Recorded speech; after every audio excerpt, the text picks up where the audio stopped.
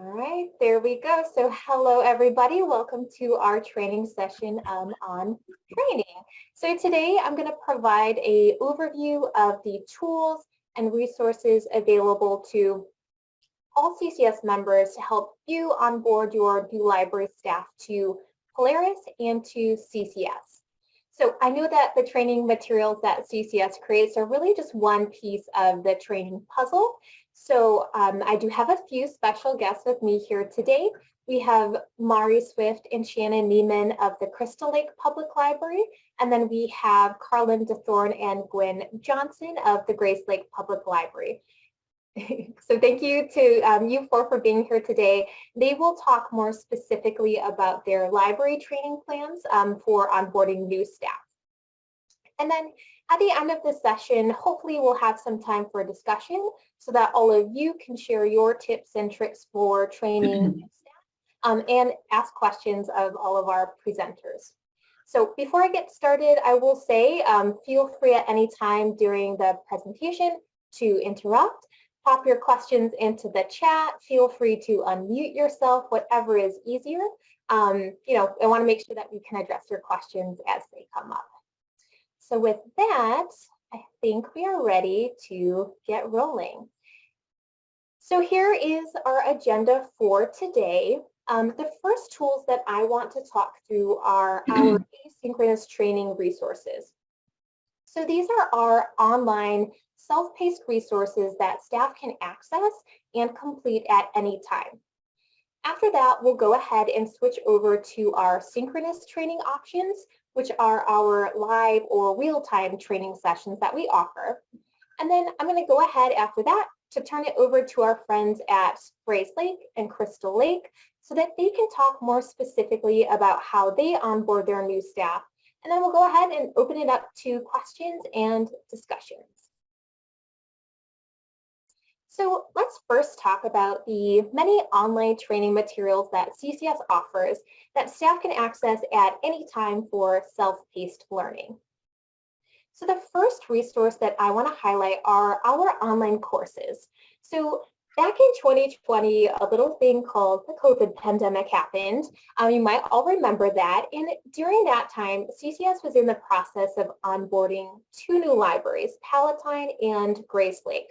So while we had originally planned to train their staff in person, super annoying of like you. And she's like, no, not at all. And I was like, are you being sarcastic? I can't tell. But she's like, no, but you just need to note that you want them coming out of this fiscal year. And that's a good point. Yeah. Go ahead and mute. All right, there you go. If you are in the presentation, go ahead and mute yourself. But again, if you have questions, feel free to unmute yourself so you can ask them out loud. All right, so jumping back in, again, we had to shift to that online training format during that Palatine and Grace Lake migration. And after a lot of research and testing of available tools, we decided to create an online training program using the Articulate 360 software. At that time, we had built about 14 or 15 core training sessions, and we've added several others since then. So we now have over 25, and we're constantly updating and adding new content with every Polaris upgrade. So I'm going to go ahead and hop over to our website so that I can show you where these online courses live. So to access our online courses, you can go ahead and select the how-to menu from that upper navigation menu. And our online courses, you can find that link all the way at the bottom. The landing page for the online courses lists each course alphabetically, and if you click the title of each course, a brief summary of the course objectives appears. And then you can click the course page to link out to the full course. So there are a few things that staff will need before completing an online course. They'll need a computer with an internet connection so that they can access and complete the different modules. They'll also, in most cases, need a Polaris username and password. So as part of your onboarding process for new staff, make sure you go ahead and request those. And then they'll also need access to Training Leap, which is typically linked to throughout the course. Or if they're working on a staff client course, then they'll need access to the Training Polaris staff client.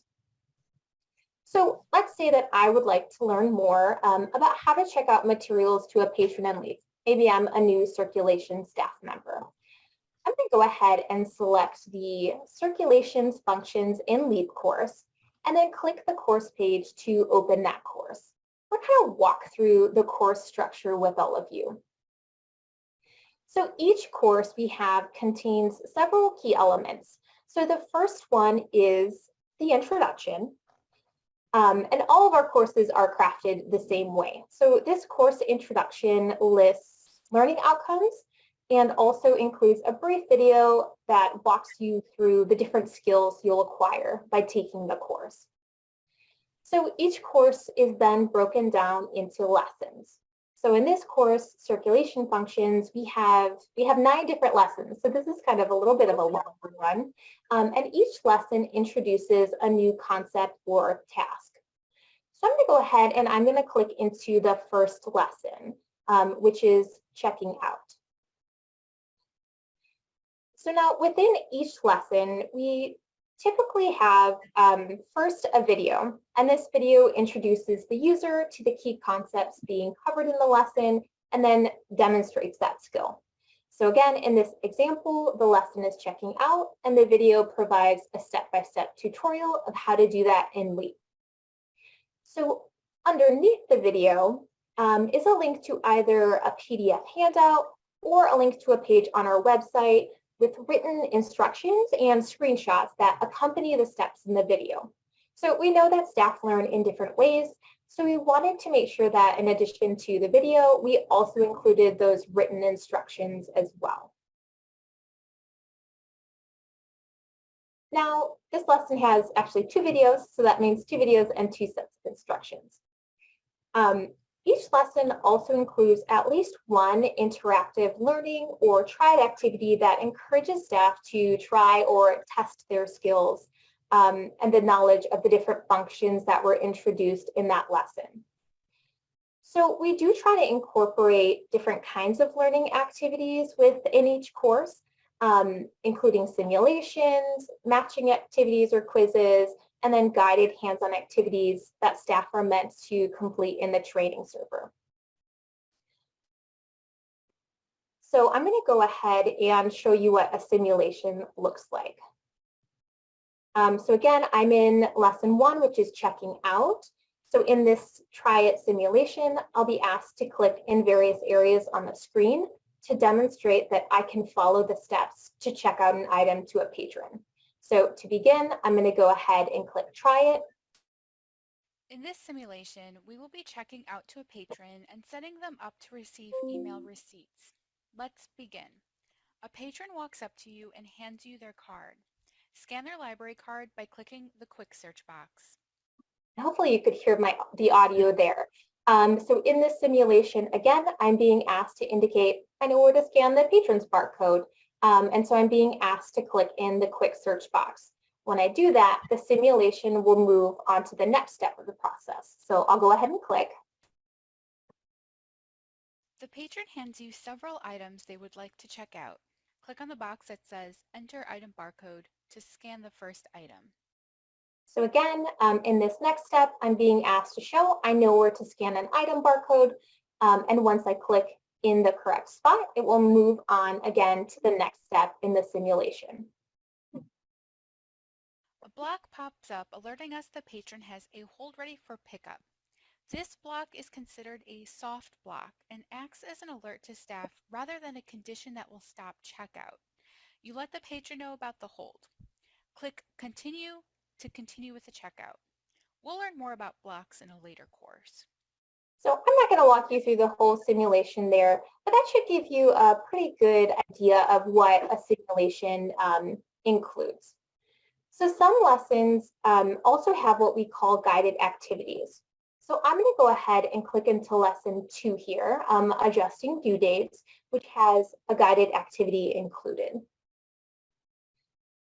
Guided activities are essentially worksheets or task lists that are meant to be completed in the training server, either LEAP or the staff client. So completing these guided activities is a really great way for staff to get some hands-on practice with the skills that they've just learned.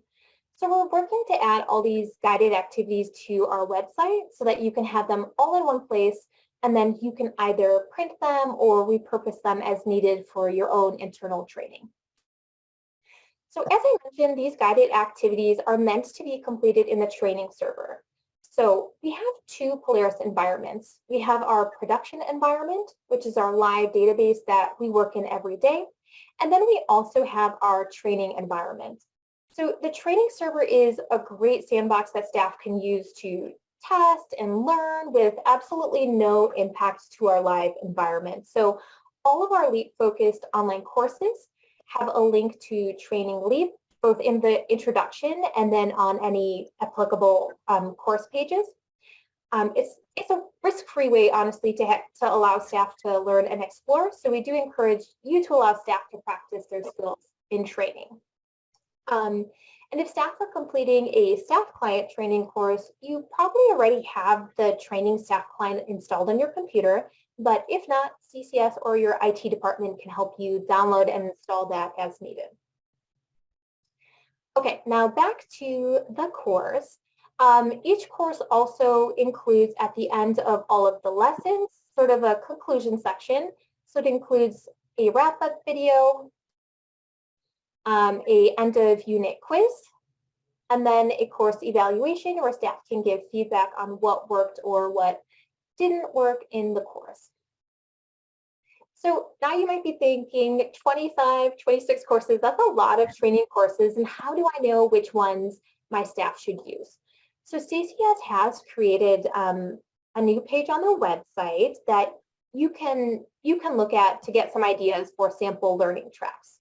So to find this page, you'd navigate to the how-to menu, go all the way down the menu list to online courses, and then select sample training tracks. So you can use these as sort of a starting point for building your own curriculum with your team. So we know that no two libraries are the same, and that staff in different departments have different jobs or different breakdowns of tasks. So these are just, again, samples that you can use as a starting point for creating your own training plans. So when you expand one of these tracks, it'll list the relevant courses that we would recommend new staff in that department take. So for circulation, those courses range from the intro to Polaris and LEAP down to the specialized circulation topics in LEAP. So again, you can feel free to use these as a starting point when you're building your own training tools. So the next tool that I want to talk about are our online how-to materials. So the how-to section of the CCS website contains a lot of information. It houses all of our Polaris procedures and documentation that we've built up over the last 5 years. So I'm going to hop over to our website to give a more comprehensive walkthrough of this section. So we're already familiar with the how-to section of our website because we just went here to look at our online courses. So again, you can find that in the upper navigation menu. When I hover over the menu, you can see that the documentation is broken out into 2 ways. We have by software, such as LEAP or the staff client, and then we also have department, acquisition, staff, and public services. So when CCS creates new procedures or guidelines, we tag those both with the software and with the departments, or in some cases, multiple pieces of software, multiple departments, if the content can be considered cross-platform or cross-departmental. So let's say I'm a new staff member and I want to reinforce the skills that I learned in that online course that I just took. So I want to read through procedures for checking out materials in LEAP. I can either select LEAP documentation from the dropdown, or I can choose public services as my department. So again, pages are tagged both ways, so you'll be able to discover documentation, regardless of which way you click. So I'm going to go ahead and click LEAP as my software. So one thing I do want to point out, if I'm not already logged in, I'll be prompted to enter in my L2 username and password at this point. So most of our training materials within the website are password protected. So it's really important that as part of your staff onboarding process, that you help staff get set up and added to your library within L2. So once they're added as a staff member in L2, they'll automatically be able to log into our website with their L2 username and password. So here within the How to Leap landing page, I'll see resources broken down by subject. So if I'm looking specifically for materials on checkout, I can see the check-in and checkout subject in the list. And then I can click within that row to expand and see all of the resources listed under that heading. So you might notice there's only one example here, but there are different icons located to the left of some of the page titles. And these icons indicate the format that the resource is in. So there's a little cheat sheet here in the left-hand facets. We have instructional web pages, online courses, PDF downloads, and then videos. So if you're interested in a specific format, you can go ahead, check that in the facet on the left, and then click Apply. So again, back to my example, if I'm looking for procedures on how to check out materials in LEAP, I can see that there is a Checking Out in LEAP instructional web page right here. And if I click that link, it'll take me to a set of detailed procedures on how to check out materials to a patron. This includes, again, those step-by-step instructions accompanied by detailed screenshots. And if I scroll all the way down through these detailed procedures, there's also a link to a related YouTube video if I prefer to watch the video instead. So I do want to point out a really handy website feature, which is the option to bookmark your favorite or most referenced web pages. So that option is located on the right-hand side of the page. So you can see that familiar bookmark icon right above the print icon. And mine is currently blue because I have this page bookmarked in my account. To bookmark a page, all you do is click the little bookmark icon. Once you do that, again, you'll receive confirmation that the page has been bookmarked and it will turn this lovely shade of baby blue. And then to find all of your bookmarks, you will go up to Manage My Profile at the top of the page. And once you're in your account, once my page loads, you'll be able to see your bookmarks located here on the right-hand side. So this is a really convenient way to track your most used pages on the website.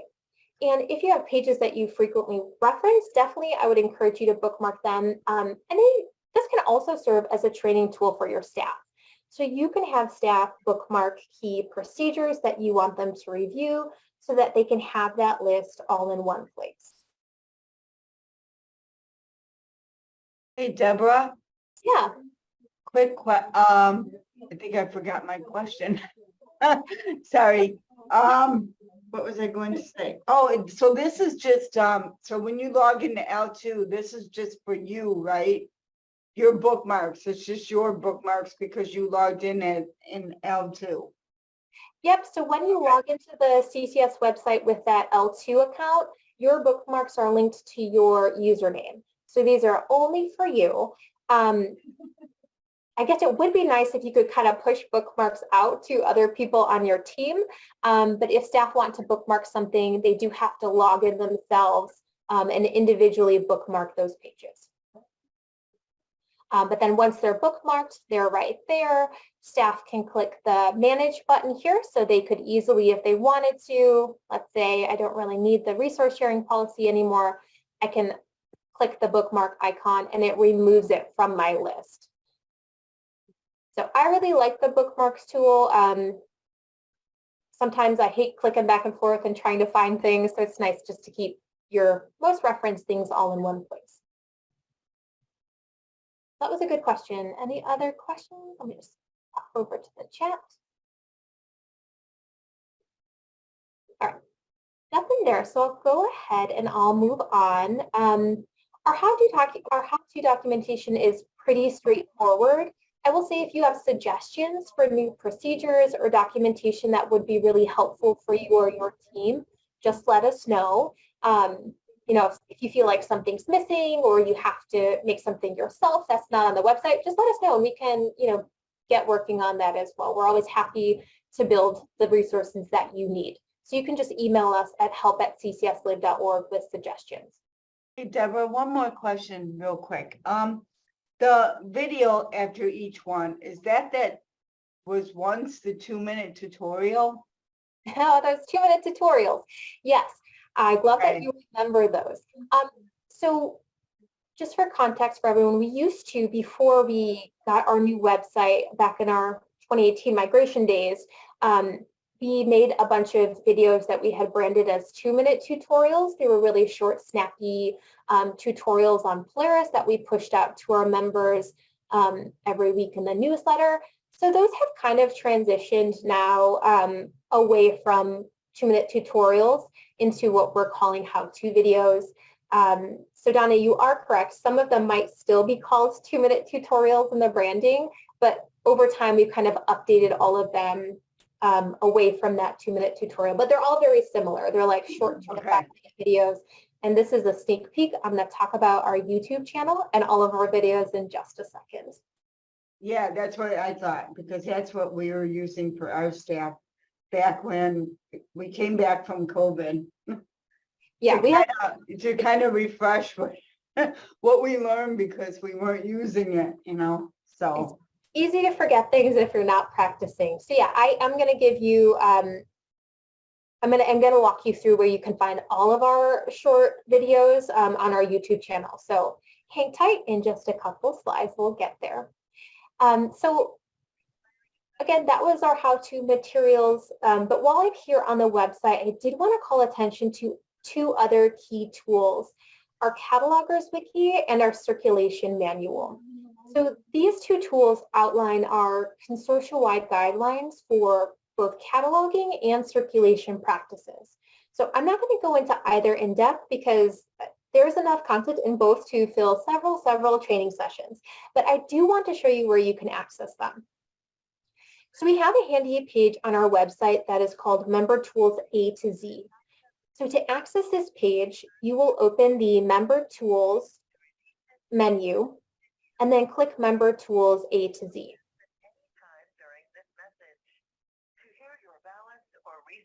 So the first resource listed on this page is our Catalogers Wiki. The wiki includes all of our local cataloging practices and houses our bibliographic input standards. So if you are onboarding a new cataloger, this is a really important tool to help them understand our practices for cataloging. So again, this is right here on our website. You can find it under Member Tools A to Z. It's the first one in the list. I see a question in the chat. Oh, Kathy says, do any of the how-tos have prerequisites? And if yes, where is that listed? Within the online courses themselves, they do often say that like a prerequisite would have been a prior course. So that you should see that listed in the online course itself. And I'm going to just go ahead and remind everyone, if you are here and you are not going to ask a question, if you could just mute yourself. We are getting some feedback from some of the attendees. So thank you in advance. Okay, so that was the Catalogers Wiki. And again, the other tool I wanted to just point out here is our Circulation Manual. So the Circulation Manual houses all of our circulation practices from our patron data entry standards down to our practices for book load holds. So we do try to reference shared practices in our online courses when it's applicable, but our Circ Manual is kind of an all-in-one comprehensive resource and is a really great tool for new circulation and public services staff. Okay, talked about these 2. So now I'm going to hop on over to our other source that Donna briefly mentioned, which is all of our wonderful how-to videos. So we have a great source for all of our videos and materials, and that would be our YouTube channel. On our YouTube channel, we post recordings of previous training sessions, recording of technical advisory and governance meetings, and we also house all of the how-to videos used in our online courses on YouTube. So I'm going to go ahead and click over to our channel so I can just walk you through how all of the content is organized. So there are a couple different ways you can browse all of the videos. There's of course the videos tab, and this shows you everything, every video we have on our channel. You can sort either by most recent, or you can go ahead and you can sort by most popular. An alternate option to kind of just looking at everything is to browse our curated playlists. So we put every single video that we upload to YouTube into a playlist. We have several different kinds of playlists. The most common kind are our how-to playlists.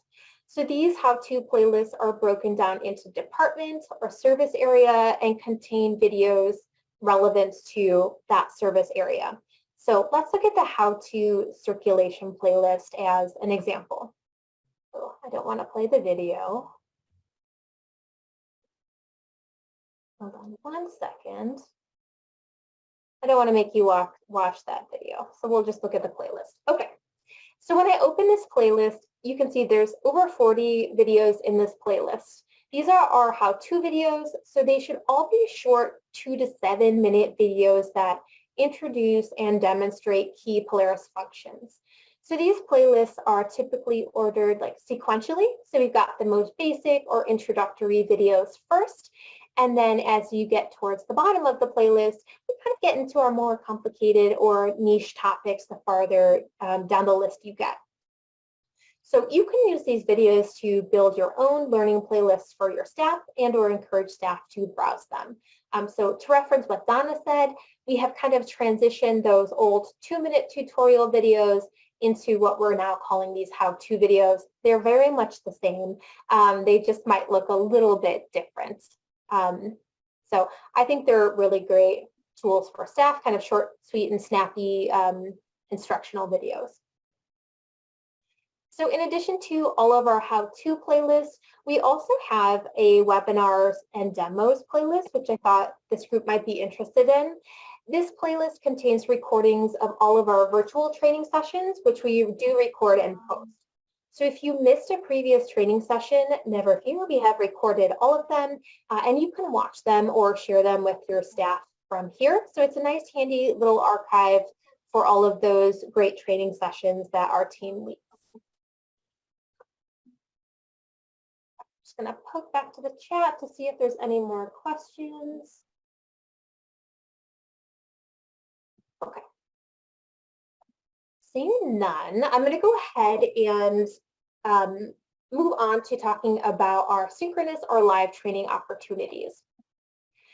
So first up is our quarterly training that we offer. So we release new training sessions about every 3 months. So for the last couple years, we have hosted these training sessions remotely via Zoom, but we are getting a new office space in June of this year. So we do plan to move back to some in-person training while keeping other sessions virtual where it makes sense. We've had really great attendance for our virtual training, so we know that this is a nice, convenient way for staff to get some additional CE. I see a question in the chat.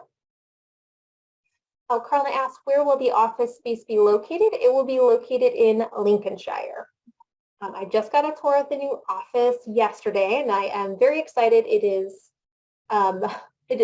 very nice, very beautiful, much nicer than our previous training space, I will say. So I'm very excited about it.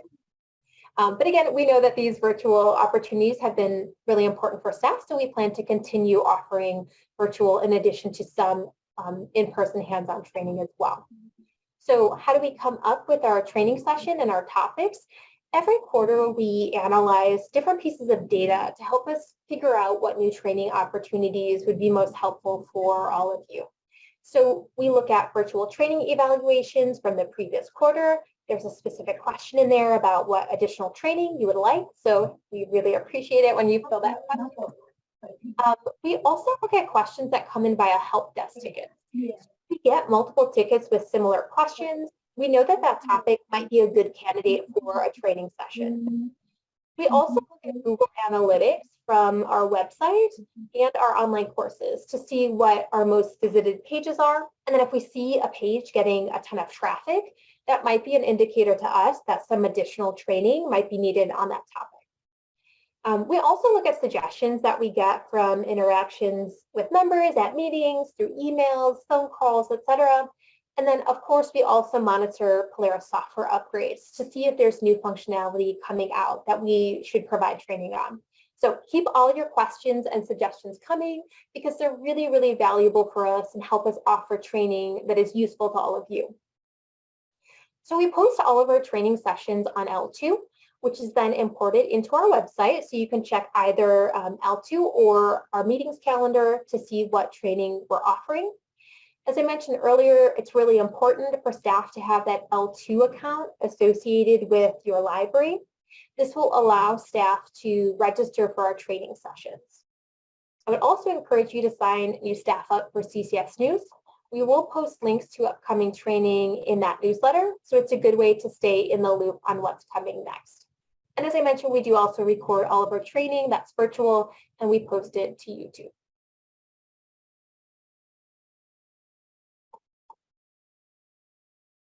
Okay, so I do want to mention another type of training in addition to our structured webinars. We do offer custom group training for your library by request. So if you want CCS to come to an upcoming staff day, or you think some group training could be helpful or valuable for an upcoming department meeting, let us know. We can work with you to build a training session that is custom for your team. So previously, we've offered like custom training on Simply Reports, record sets, search strategies, and more. So if you're interested, you can contact help@ccslib.org to schedule a session. And I will say the farther in advance we can get these scheduled, the better. We do have a big library migration project coming up as we add Warren Newport. So be a little bit tighter on availability once we're kind of in the heart of that project.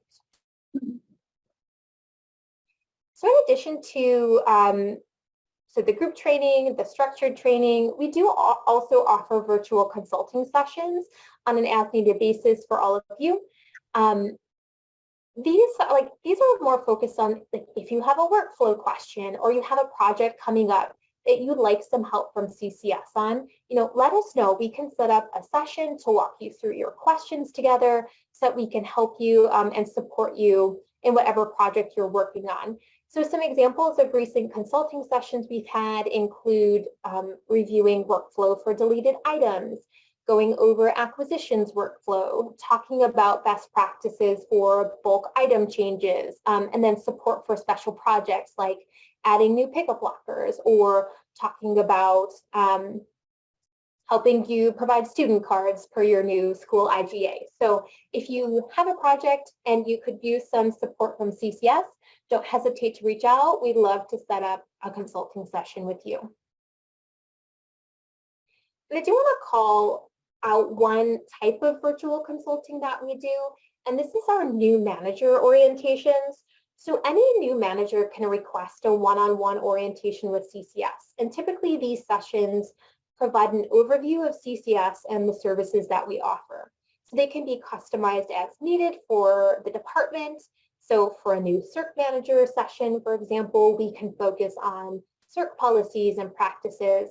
And in new tech services manager sessions, we can focus on acquisitions workflow or whatever might be most important to you. So you can again email help@ccslib.org to schedule a new manager orientation. And lastly, I do want to talk about CE at technical groups because we're kind of switching things up at our groups in order to add more value and learning. So moving forward, we want to make sure that every technical group meeting has a CE component. So short demonstrations of Polaris or other ILS related workflows or features. So I think that's going to be really helpful and add some value to those meetings. And we also really want to increase peer-to-peer learning. So you're all experts in your service area and are doing just amazing and creative things to improve service at your libraries. So we've also added a library showcase element to our agendas so that we can highlight member library projects and initiatives. And I will say any staff member can come to technical group meetings. It's not just, for example, for department heads. So to stay in the loop on upcoming meetings, you can make sure staff are signed up for the service areas listservs. And you can also monitor CCS News or our meeting calendar for meeting updates. All right, so that wraps up my high-level overview of our tools and our resources. So I'm going to go ahead and stop my share. So CCS, we build all of these tools for you to use, but you are really the true experts when it comes to training your new staff. So at this point, I am going to turn it over to our friends over at the Grayslake Public Library, and then after them, the Crystal Lake Public Library. And they are going to share how they train their new library staff. And after that, then we can go ahead and open it up to some questions. So Carlin and Glenn, I'm going to turn it over to you. So go ahead and take it away. Sorry, I realized I tried to share my screen before I unmuted. Is it showing up? Okay. Yes. Thank you.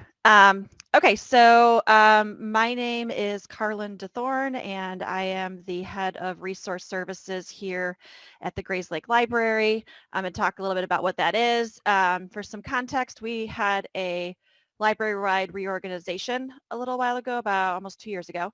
And prior to that, I was head of adult services, so I came from a public-facing department to the resource services aspect of the library, so it's a little different. So a lot of these are new training materials because the department didn't exist before. So let's see. The first thing I want to talk about is what our department is actually responsible for. And it's kind of a mixed bag. So I like to summarize it as saying we have all aspects of print and digital resources management from entry to exit in the library, which is a very long run-on sentence, but it's a very concise explanation of what our department does. I broke it into our 4 major areas, which are CCS, library-wide materials budgeting, that's more administrative stuff, which would be my purview. And then we have 3 different supervisors. One's in charge of collection management, one's in charge of cataloging, and one's in charge of item management. So that's kind of how we've broken out the different sections of the department. The workflows aren't necessarily related with each other. There's not a ton of overlap. It's very go from A to B to C to D. So it is nice to have them broken out in a way that makes sense to us. So that's just a little bit about the department. So when I do training for a new staff member, we basically we really have 3 different training types. I only put 2 in the slides, but we basically have our library-wide trainings and then our department-specific trainings. For library-wide trainings, a lot of these get facilitated by the department heads at our library at Grayslake. So these are the things that I always make sure that we cover with every staff member. Even if it's an internal hire, I do make sure to go over all the policies with them again in case something is relevant to their new position that maybe wasn't relevant to their previous position as much. So some of those would be policies and what policies, are kind of a hard, fast, there's no wiggle room, those sorts of things. FOIA, of course. More recently, I've been doing a lot of training on book challenges, which is moving a little higher up in the list. We always talk about confidentiality and non-censorship. And then some of the staff in my department actually have public desk shifts. So we do some of the LEAP trainings. We actually use them a lot. As Deborah mentioned, we were onboarded during COVID, so I'm very familiar with the trainings and very grateful for them. They're great tools, especially with new staff. We also do some conflict resolution, and also because of that pandemic thing, we now do some COVID training. So I just make sure new staff understand how the whole library works and just kind of how the overview of what's okay and what's not okay for patrons and the public is understood. And then we have our department-specific trainings. So basically, why are the board meetings important to resource services? Like, how does that affect what we do on a monthly basis? how are the materials budgets approved for the whole library. So my department, they need a lot of knowledge about the timeline of the budget and stuff like that. We do all the cataloging, so there's a lot of technical services training. And then there's some housekeeping. So we've got item maintenance, and we also have repairs, we have shelving, we have just there's a lot of small things. You know, we have interlibrary loans, so that includes the ILLINET survey.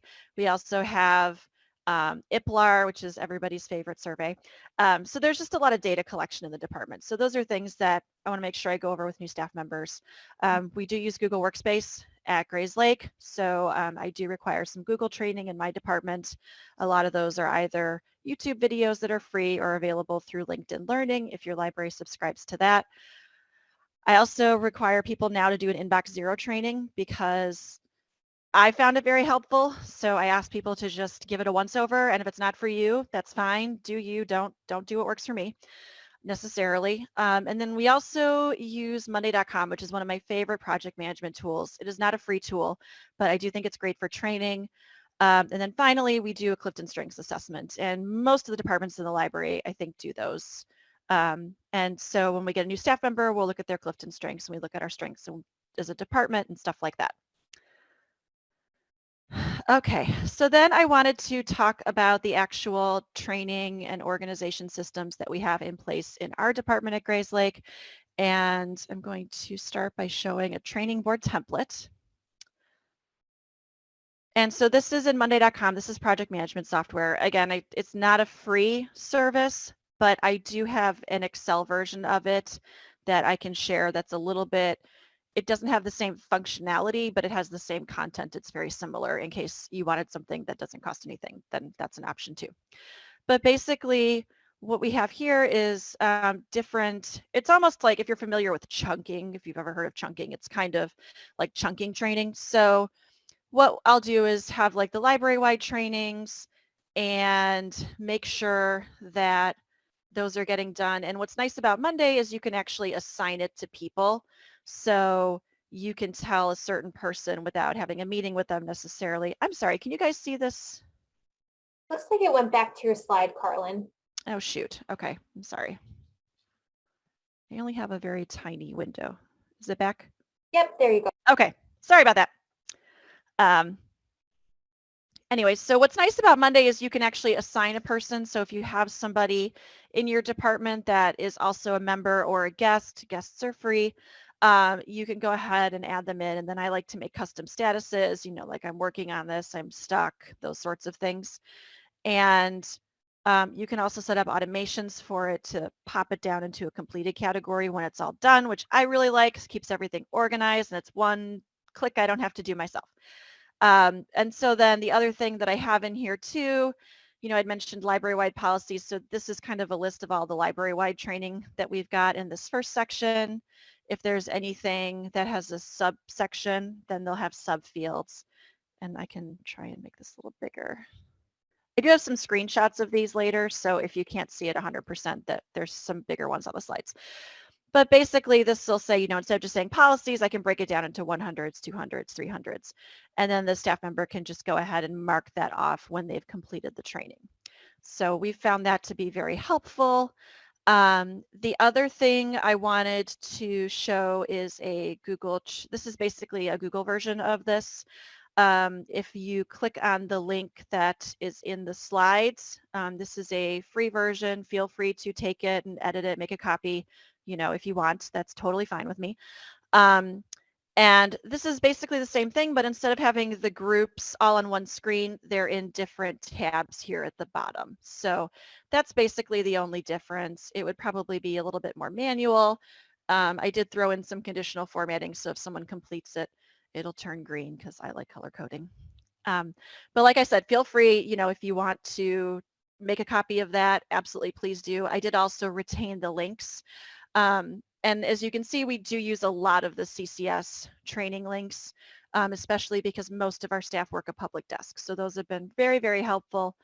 And what's nice, I think, about CCS's online tools is you can customize everything for what your department needs. So you can get very specific and very detailed with what you want them to to be doing training on. So, you know, I have a lot of find tool training because we have a lot of catalogers and stuff like that. And it's, you know, you need to be able to find records, need to find specific records and specific aspects. So that helps a lot. And then, like I said, there's just a department specific training tab. The other thing that I do is, because we use Monday.com, I have them do Monday.com trainings, and I've got links for those there. I also put in the Inbox Zero link if you're interested.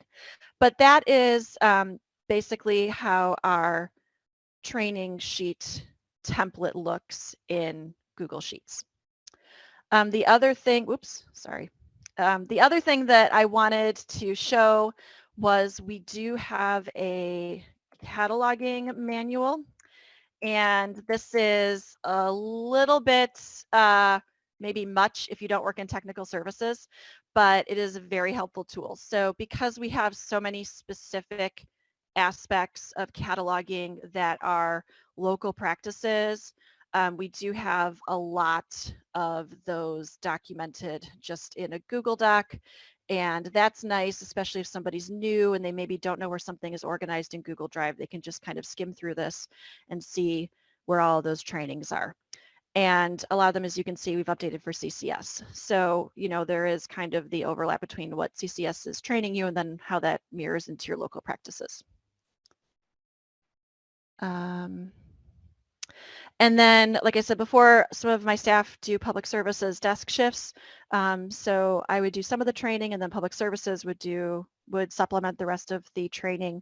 I don't think I've had any new hires recently that have had to have the public desk training, but that is something that we would make sure they get done as well.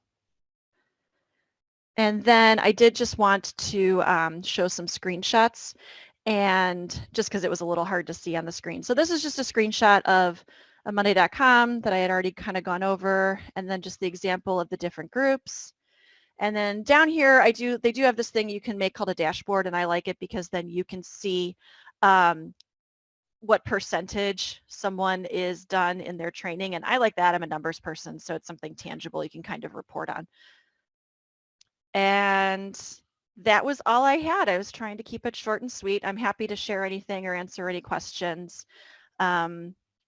Before this, I managed adult services, so if you have any public services questions, I can probably answer some of those too, because we went through that training first. And that's all I have. Right, well then I think that's a good segue into your counterpart over at Grace Lake. So Gwen, you want to take it away? So I manage the public services department, and that is all the points of service in our library: circulation, adult service, youth service, and our makerspace area. So I wanted to focus in these couple minutes on onboarding our public services staff, particularly at the CERC desk, because we've hired and onboarded 11 over the last 18 months. We've had some internal promotions, some of our staff who have gone, say, to Carlin's department, but I wanted to talk about the training, particularly with LEAP. So yeah, we've used the LEAP tutorials for 11 new hires over the last 18 months. And because we came to CCS in 2020, all we know is the LEAP tutorials. We never had in-person instruction. So that's why we've leaned so heavily on that. We balance those tutorials with some hands-on instruction and one-on-one with 2 supervisors who tag team and train the new staff. Those tutorials total, the ones we use for our CERC public-facing staff, they total 11 and a half hours of viewing time. So probably you guys are maybe similar like us. When we hire someone new for CERC, there's a bit of an urgency to get them desk ready to be filling those spots, because we've been subbing and limping along. So it does take time. I will say that, those 11 and a half hours of viewing time. We think it's thoroughly worth it though. So the training time is also less intensive for our supervisors. Sometimes it feels like if you ever were taking care of little kids and you're involved in hands-on, and sometimes you park them in front of the TV so you can catch your breath and do other things. Sometimes that's what the training feels like, because we do hands-on one-on-one instruction with our new hires, and then we park them in front of the LEAP tutorial for an hour and 20 minutes, and the supervisors can tend to other things. Donna asked if Chris from Crystal Lake Circ staff, she has a question for them. So I'm from Grays Lake, so I don't know that answer. So it does take us a little longer to get our public-facing Circ staff desk ready because of these tutorials. So whereas we could do it in about 2 weeks before, it's a 2.5 or almost a 3-week process. And that's part-time. That's about 15 hours a week is what we're looking at. But because the outcome is thoroughly trained staff, we're glad to do it that way. So here's one thing that we do is at the first onboarding session, we do ask our new hire, do they want to watch any of these tutorials at their home? And we do that because that can speed up the process. So we love it when they are super motivated to get some hours in and get rolling with the training. So however, many of them, probably 80% say, no, we'll just come in here and watch the tutorials during some scheduled training time. So that's on our left side of this slide. So if they're not going to watch them at home, we issue them earbuds or headphones. We do have all the PDFs that Deborah mentioned printed out in a training 3-ring binder. I'm not sure that any of them have used that. So I'm not even sure if that's worth the paper, but we have it done. So I'm in the white column halfway down the page there. Even for new hires who come to us with previous library experience, we do require that they watch all 11 and a half hours of the training tutorials, just so we all start at the same base there. Some new hires do speed up the playback speed of the tutorials, and we're not opposed to that if they can still glean all the information that way. And we do balance the tutorial viewing with the in-person training from the supervisors. If during onboarding, the new hire does say they want to watch the training tutorials at home, then we are sure to do all of those things in the white column, and we secure the login credentials, the LEAP and L2. We're going to make sure to help them be able to locate the link to the tutorials and navigate the login instructions. We're going to complete our internal work from home agreement with them. And then we'll share a training checklist that I'm about to show you. Then we establish the schedule of training and instruct them on the timekeeping procedures for their work from home. So here's our department's format for our training. We don't necessarily watch all the videos, the tutorials in sequence as they're on the website, on CCS's website. So we will start with the intros, and then we go first to checking in. Because we find that that's the easiest point of entry to training into circulation functions. So we would have them watch the lessons 5 through 9 of the circ functions, and that covers checking in. And then we do all this other check-ins, all this other check-in instruction is our hands-on stuff, our in-person stuff with our supervisors. Then we'd go on to pick, list, and holds and have them watch that tutorial. And then we would talk to them, show them our hold shelf, our format here, etc. So this is where we merge the two together, and we just plow through this checklist. Hey, Gwen, would you mind advancing your slide there? I think it didn't go through. So we're still on the orange and the white. So sorry. Okay, here we go. Okay, so there it is. Yes, so there you can see where we go from the tutorials to the topical topics of our supervisor's instruction.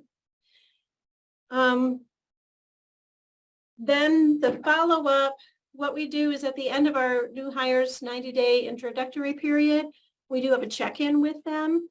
It's kind of a semi-formal discussion, and we always do ask them if there are any areas of training which they would like to be strengthened in, or which they suggest we strengthen for the next new hire. And at that point, all of them have always said that they thoroughly appreciate the CCS training. We also, as Deborah mentioned, if we see recurring errors or weak spots with some of our staff, we're going to assign them to rewatch a training video or to review some of those how-to materials, the PDFs or the web pages, and obviously talk with them and hands-on and stuff. And then we also use the training tutorials with our semi-annual check-ins and our annual evaluations. Sometimes staff ask for more training, and that would be specifically, we hear a lot about searching in LEAP and the power searching webinar. So that's where it kind of is an ongoing thing is our use of the training materials. And thank you for your attention. I'll pass the ball to Crystal Lake. Right, and I know that we're kind of getting close to the 3 o'clock hour, so we're gonna keep going. And if you have to sign off at 3 o'clock, no worries. We have recorded this session, so there might just be a few minutes to catch up on. And with that, I'm going to go ahead and turn it over to Mari Swift and Shannon Neiman at the Crystal Lake Public Library. Thank you so much, Deborah. We really appreciate the work that CCS has done to create all these great tools. And I think we learned a lot from watching these other presentations as well. And I would say that we're sort of still in the process of working out our training plan. And so I'm going to try to skim through some of this because I don't want to take too much time. But I'll start with, again, my name's Mari Swift, and my partner in this presentation is Shannon Neiman. And hold on one second, I apologize. I just want to, there we go. All right. Are you doing okay there, Shannon? I think we got it. All right, there we go. We're a part of a team of 10 library assistants, 4 supervisors, and the department head. And we both began working at the library, Shannon and I, as clerks. And I won't go through all of it, but we're both now full-time. I'm the assistant head, and Shannon is a library technical assistant, and she supervises the volunteer program. But we feel like this experience really gave us a lot of perspective when considering the type of training needed. And we were even thinking when I started in 2012, when I looked at CCS website, I had no clue really what it meant or what it meant to me. And so when I look at the changes, it's wonderful. And it's a great platform to help us learn how to provide training for CERC. I'm going to just real quick touch on the timeline. Over the past 5 years, we've all seen a lot of changes. We made changes from workflows to using Polaris library software. We added Passport Acceptance Agency to our department responsibilities. We worked both remote and hybrid during the COVID-19 pandemic. And then we had a repairs and renovation, at which time we added the AMH, the Automatic Materials Handling System, RFID tagging all of our library materials, the drive-up window addition, and relocated about 90% of our department. So there is a lot of training needing to happen. And also, I think one of the biggest changes we made during this time period, we decided to merge our clerk position and our library assistant position into one position, now called the library assistant. So that meant taking staff that had been behind the scenes. Now they're going to be at the service desks and learning all the things that we do there, and then the upfront staff learning what the other staff did in the back. Also, we added the drive up, which was another service point. So there's just a lot of significant changes that have happened. And I feel like we're probably still playing catch up. That's where using the CCS, let me jump ahead here. There we go. Using the CCS training videos and tools and everything was instrumental really in getting the staff on board. So the issues that I'm sure we all share are finding training opportunities that will be successful in meeting the staff's abilities, their experience and learning style. And circulation, more than in other departments at the library, the staff's previous types of experience, level of technical abilities, and even their level of exposure to libraries can vary greatly. Changing technology, part-time staff with limited hours, and a restricted budget are all issues that need to be considered. So, in the best of the times, finding and creating circulation-specific training is a challenge. And the one thing we had going for us during the pandemic was time to explore more ways to help our staff. And to start, as I've said, we were so pleased to have the resources provided by CCS to work on Polaris training and for understanding the procedures put in place by the governing board. For the rest, we started at the beginning and tried to meet the staff at their level. Now it was time to implement the plan. We all became very familiar with Zoom. Our supervisor team met weekly to create a plan, discuss new ideas, and check on everyone's status. We did workshops on Windows Basic, Outlook, Passport reviews, interlibrary loan, Microsoft Word, Google Docs, and of course, Polaris. We worked one-on-one. We used Jeopardy to test knowledge as well as created other assessments. we were able to use Zoom, which was real instrumental to share access with staff's computers, which made it easier to train staff members with little computer experience. Because I think that's one thing that we found is these are all great tools, but a lot of our staff wasn't coming with any kind of base of computer experience. Some of them didn't have computers in their homes. Their only computer access was the email at work and, you know, the library software that we used to check people out. So, you know, we needed to this was a great time to catch them up. Now currently in-house, we use Each One Teach One to review procedures or provide updates. Supervisors go over Each One Teach One during evening shifts when it tends to be more quiet. We found at the top resources for staff training tools are a lot that were mentioned already, so I won't go into that too much. CCS Polaris, of course, online courses, the e-newsletter, LinkedIn Learning, Niche Academy. These resources helped our supervisor team to learn how to create our own assessments. For example, we used our training on Google Forms to create multiple choice and true-false quizzes. While we have all used these resources to assist existing staff to transition into new roles, we have work ahead of us to create a better new employee training program. So it's been really neat to see the things that you all have done because we're not quite at that point yet. Our department encompasses many services and responsibilities, which make it difficult to put into a neat package. These online resources are a huge help, providing an opportunity for new and current staff to continue to learn valuable information when there isn't always enough staff available to do hands-on training. I'm going to pass it over to Shannon now. In the midst of reopening to the public and putting into action all the training we did during our closure, we want to be sure not to drop the ball. We need to evaluate what has worked and what has not, and to schedule regular assessments. There will always be new staff, new procedures, and constant review of current procedures. In past years, our only assessment tool has been a yearly performance evaluation where they also get goals for the coming review period.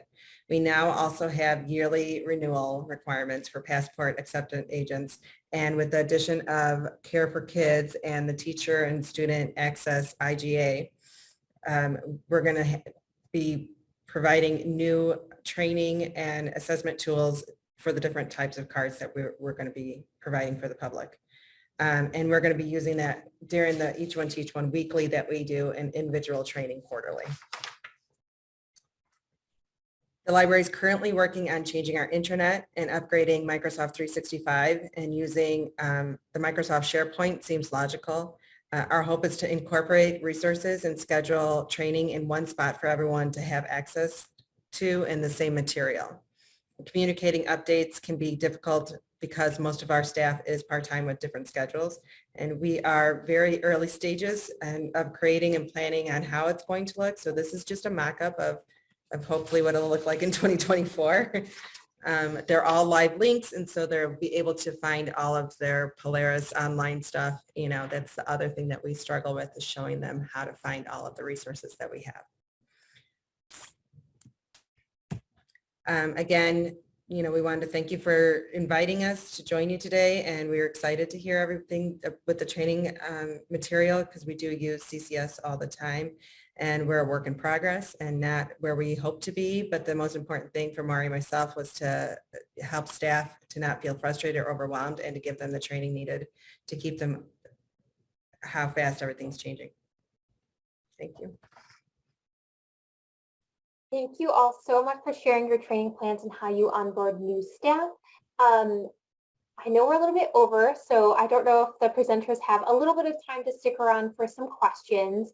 So if you need to sign up, go ahead and do so, but I'll plan to stick around a little bit longer for discussion. I do actually have a question right off the bat for Mari and for Shannon. Can you explain the concept of Each One Teach One? That's not something I'm familiar with, so I'm very curious. Sure. It's really kind of basic. Basically, when we meet together, our supervisor team, we kind of, what is it that we're noticing everybody is consistently forgetting, or what new update is coming along, and we make a a list. We do a lot of paper still around here. And, we put the LTA who's in charge in the evening, then reviews that list with the staff so that we're making sure that everybody gets, it's kind of like a team, each evening gets the news and the updates and makes sure that they're doing things, the way they should be done.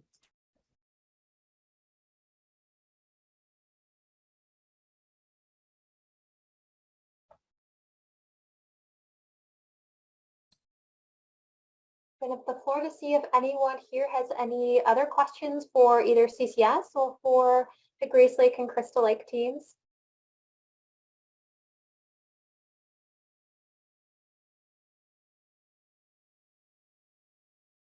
Just look at the chat here to see.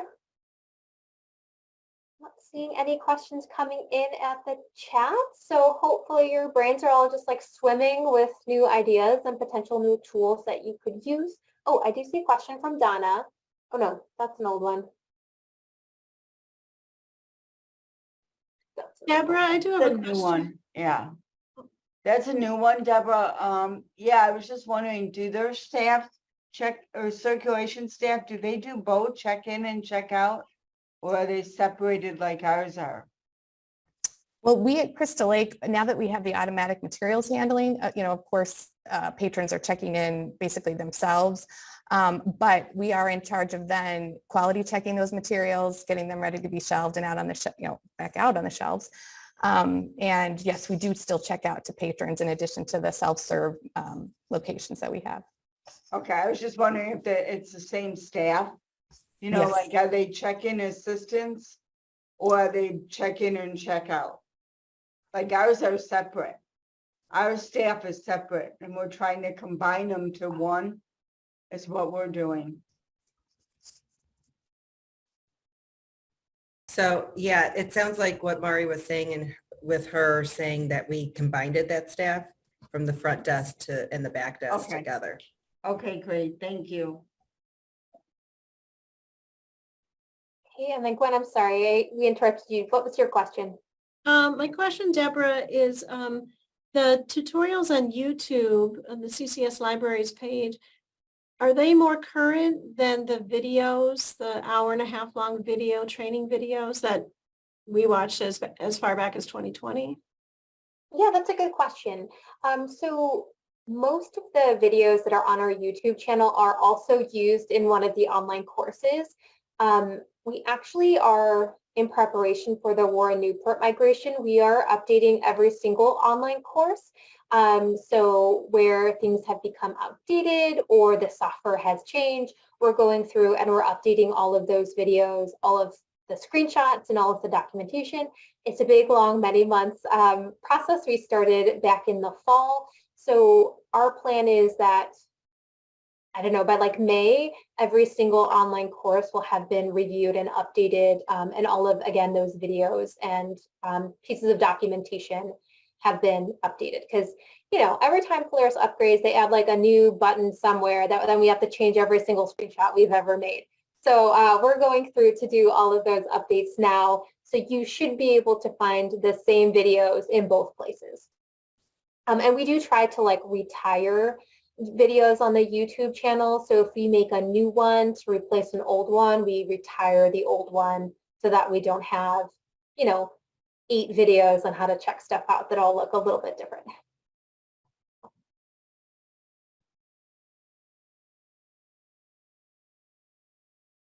That was a good question. And then on our website, if you're kind of curious of when the last update, on every page on our website at the bottom has a last update date, so you can see the last time that those were updated. Any other questions? If not, I will go ahead, I will stop the recording.